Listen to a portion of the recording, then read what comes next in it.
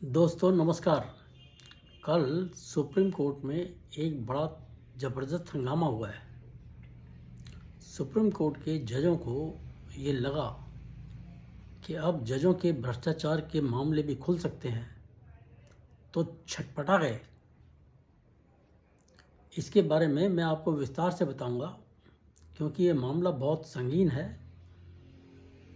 Video शुरू करने से पहले ही मैं आज आपसे रिक्वेस्ट कर दूं कि आप वीडियो को लाइक कीजिए, शेयर कीजिए और मेरे चैनल को सब्सक्राइब कीजिए।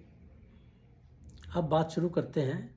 हुआ ये कि 27 जनवरी को, ये कल अखबारों में आया, 27 जनवरी को केंद्रीय लोकपाल सुप्रीम कोर्ट के पूर्व जस्टिस खानविलकर ने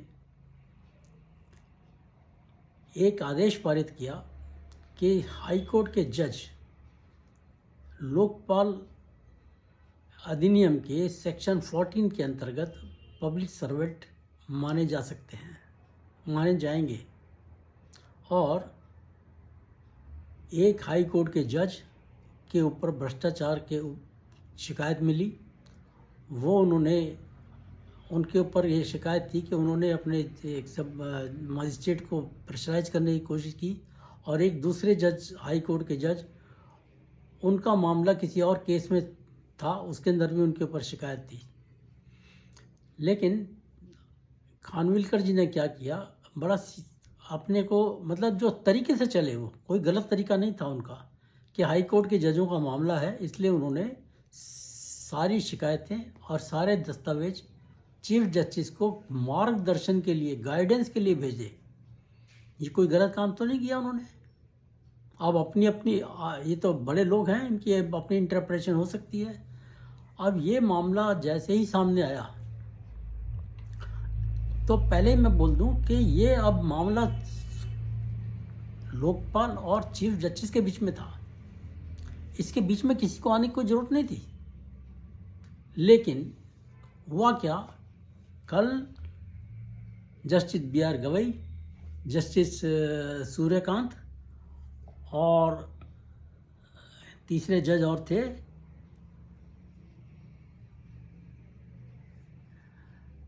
संजय कुमार मिश्रा थे शायद, उन्होंने इसका सुमोटो संज्ञान ले लिया। सुमोटो संज्ञान क्यों ले लिया जी?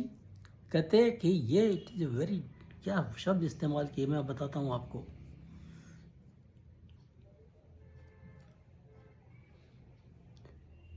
उन्होंने कहा something very very disturbing. Khanwilkar, ये क्या नाम है, जस्टिस गवई ने, the matter was of great importance and concerning the independence of judiciary. Independence of judiciary कहाँ से आ गई भाई? और ये उन्होंने कोई गलत काम नहीं किया था।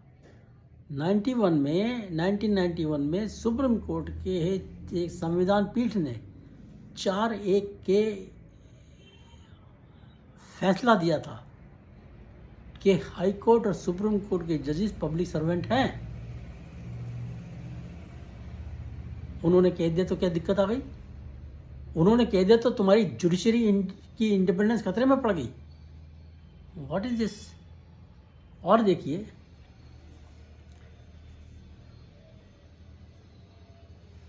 और सुप्रीम कोर्ट के जजमेंट में यहाँ तक कहा गया था कि ये जज प्रिवेंशन ऑफ करप्शन एक्ट 1988 के अंतर्गत पब्लिक सर्वेंट्स हैं।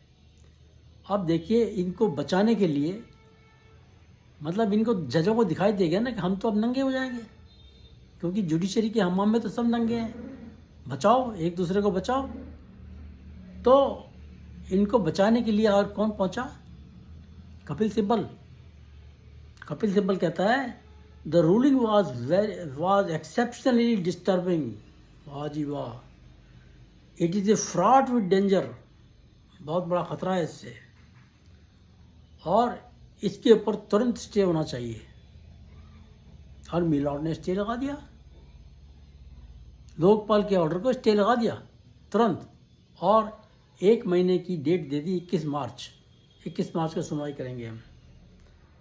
सबसे बड़ी बात मेरे को बड़े अचरज की लगी है, सॉलिसिटर जनरल तुषार मेहता इतने लर्नड वकील हैं, गवर्नमेंट को रिप्रेजेंट करते हैं, उन्होंने कैसे कह दिया कि लोकपाल की जांच के दायरे में कोई जज नहीं आ सकता। How it is possible? ये उन्होंने अभी थोड़े दिन पहले एक केस में और भी मतलब ऐसा स्टेटमेंट दिया था जो मेरे को नागवार गुजरा था। उन्होंने कहा था जब ये रोहिंग्या के बच्चों के स्कूल में एडमिशन की बात थी,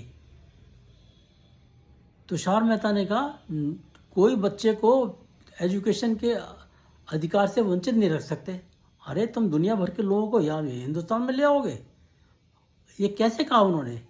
ये दो स्टेटमेंट जो थे ये मेरे को तुषार मेहता के बहुत डिस्टर्बिंग लगे हैं और ये अगेंस्ट द इथिक्स हैं। अब ये जो इन्होंने कहा कि जजेस लोकपाल के दायरे में नहीं आ सकते, क्या सेंट्रल गवर्नमेंट से परमिशन ली थी ऐसा बोलने के लिए? सेंट्रल गवर्नमेंट कभी इस चीज़ को एग्री नहीं करेगी, क्योंकि देखिए लोकपाल संसद का बनाया हुआ नियम है, कोई किसी ने उठा के अपने आप थोड़ी रख दिया। गवाही कह रहे जजेस तो संसद के बनाए हुए कानून के अंतर्गत अपॉइंट होते हैं। अरे भाई लोकपाल भी तो संसद ने अपॉइंट किया है,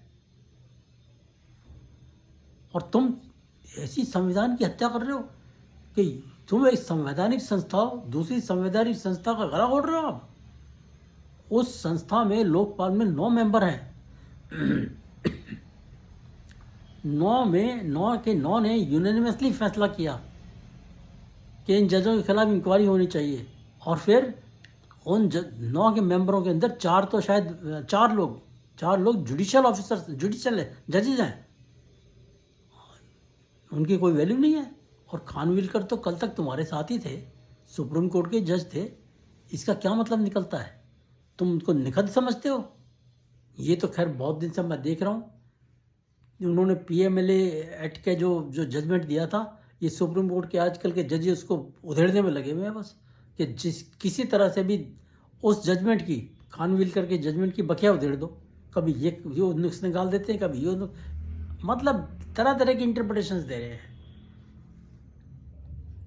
इस बेंच में जस्टिस BR गवई के साथ जस्टिस सूर्यकांत और जस्टिस अभय ओखा थे। मैं गलत बोल गया, मनोज मिश्रा थे। मैं अपने आप को करेक्ट कर रहा हूँ। और बताता हूँ आपको मैं, ये 2 जजेस थे, जस्टिस V रामास्वामी और जस्टिस K रामास्वामी। ये ससुर दामाद थे। कौन ससुर था कौन दामाद था मुझे पता नहीं है, ध्यान नहीं है। तो दोनों के ऊपर भ्रष्टाचार के आरोप थे। K रामास्वामी के केस में सुप्रीम कोर्ट का फैसला था, मैं आपको कोट कर रहा हूँ, सुप्रीम कोर्ट का फैसला था कि किसी जज के खिलाफ इंक्वायरी अगर है, करनी है, शिकायत है और इंक्वायरी की ज़रूरत है, चाहे वो हाई कोर्ट का हो चाहे सुप्रीम कोर्ट का हो, उसके लिए चीफ जस्टिस ऑफ इंडिया से परमिशन लेनी ज़रूरी है। और अगर चीफ जस्टिस के खिलाफ शिकायत है, चीफ जस्टिस ऑफ इंडिया के खिलाफ, तो कोई भी सुप्रीम कोर्ट का अन्य जज उसके लिए परमिशन दे सकता है। आप ये देखिए, इसके अंदर कहीं ये नहीं कहा गया था कि शिकायत नहीं हो सकती, शिकायत नहीं हो सकती, ऐसा नहीं कहा गया था। और दूसरा, जांच नहीं हो सकती, ये भी नहीं कहा गया था। शिकायत भी हो सकती है, जांच भी हो सकती है, लेकिन चीफ जस्टिस की अनुमति से हो सकती है।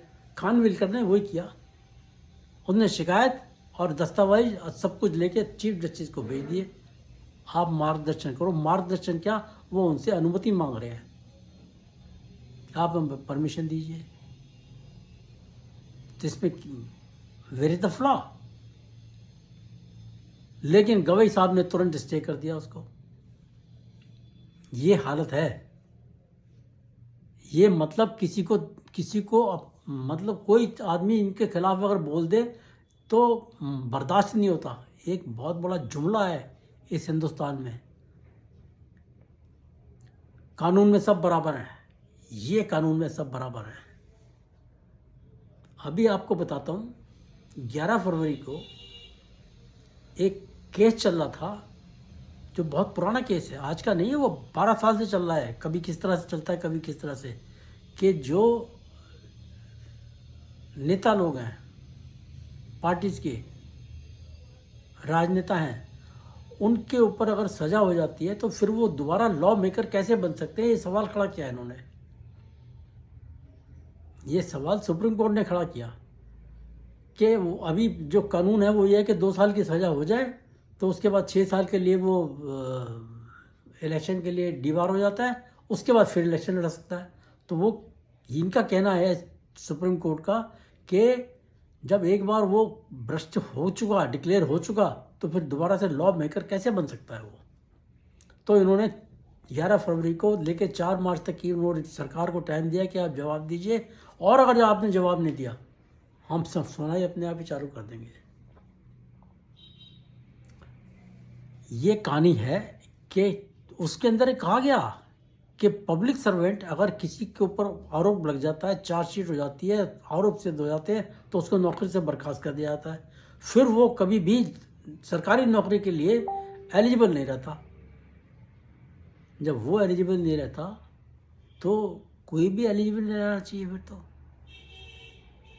जांच तो फिर जजेस की भी होनी चाहिए कानून के अंदर, तभी तो सब बराबर होंगे। भाई आपने कहा पब्लिक सर्वेंट है ये, किसी और ने तो नहीं कहा, सुप्रीम कोर्ट ने खुद कहा कि जजेस भी पब्लिक सर्वेंट है, पब्लिक सर्वेंट है। अब और दूसरी बात देखिए, मैं आपको मजे की बात बताता हूँ, ये पब्लिक सर्वेंट हैं तो लोकपाल का जो अधिनियम है, एक्ट है, वो पब्लिक सर्वेंट्स को उनकी जो असेट्स एंड लायबिलिटी है उसके खिलाफ भी जांच करने का अधिकार रखता है, शिकायत सुनने का अधिकार रखता है। तो यहाँ तो फौज लगी हुई है जजों की। ये पब्लिक सर्वेंट हैं तो ये अपनी असेट्स एंड लायबिलिटी क्यों नहीं देते ही नहीं। तो कल को लोकपाल खड़ा हो गया कि भाई तुम अपनी असेट्स एंड लायबिलिटी नहीं देते हो तो तुम्हारे ऊपर एक्शन होना चाहिए। ये भी भ्रष्टाचार है। या वो कह दिया तो फिर देखो, फिर तो आग लग जाएगी, बुन जाएंगे, जल बुन के राख हो जाएंगे। सबसे बड़ी बात यह है कि इन लोगों ने इस चीज़ को इतना कैजुअली लिया कैसे। यार दूसरी चीज़, जब मामला लोकपाल और चीफ जस्टिस के बीच में था, आप बीच में टांग आपने कैसे अड़ाई। ये ठीक है, मैं मानता हूँ, मैंने आज सर्च किया है, उसमें लिखा है कि सो मोटो कॉग्निजेंस लेने के लिए चीफ जस्टिस की अनुमति लेना जरूरी नहीं है। भाई अनुमति लेना तो जरूरी नहीं है, लेकिन जब चीफ जस्टिस खुद इन्वॉल्व है, खुद एक पार्टी बन गया वो, तब तो उससे अनुमति लोगे आप। वो लीगली जरूरी ना हो, नैतिक रूप से तो आपका उससे अनुमति लेना जरूरी है कि साहब हम इस चीज़ को सुनना चाहते हैं, हो सकता है मना कर देता हो, कोई ज़रूरत नहीं है, आई एम कंसिडरिंग इट। लेकिन इन्होंने जरूरी नहीं समझा, ये बैठ के चौधरी बन गए, इन्होंने लेके उसको स्टे कर दिया। ये कपिल सिब्बल ही है, मैं आपको बताता हूँ, जो वो जज का नाम ले रहा हूँ ना, वी रामास्वामी, उसके ऊपर इम्पीचमेंट चला था पार्लियामेंट में, उसका डिफेंस काउंसिल ये था।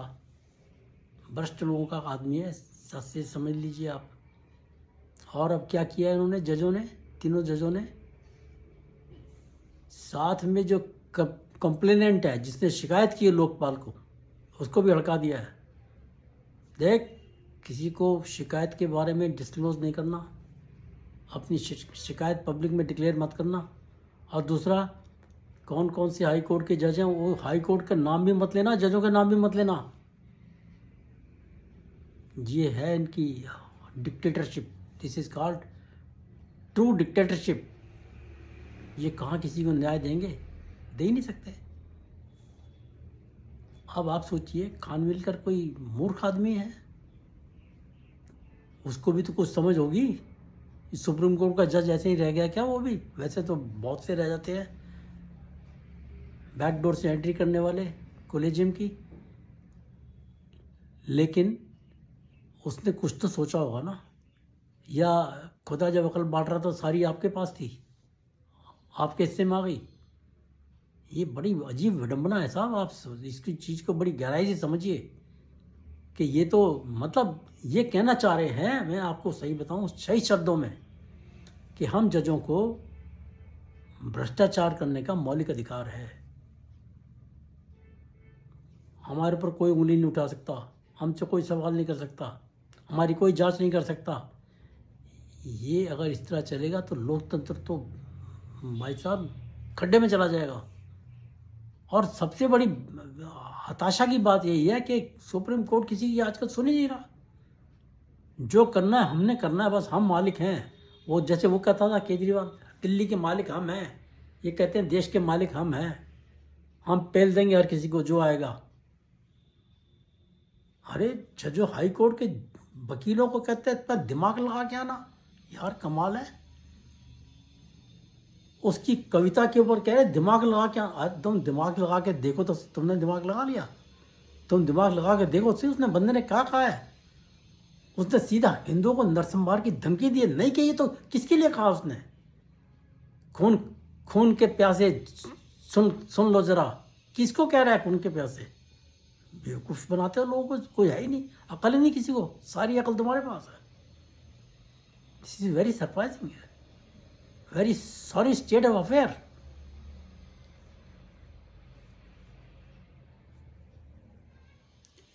मेरे ख्याल से सरकार को भी इस बात का संज्ञान लेना चाहिए कि तुषार मेहता ने वो बयान कैसे दिया कि जजेस लोकपाल के दायरे में नहीं आते, लोकपाल के दायरे में सब आते हैं। और उसने कहा है खानविलकर ने कि they are public servants which is as per the verdict of Supreme court.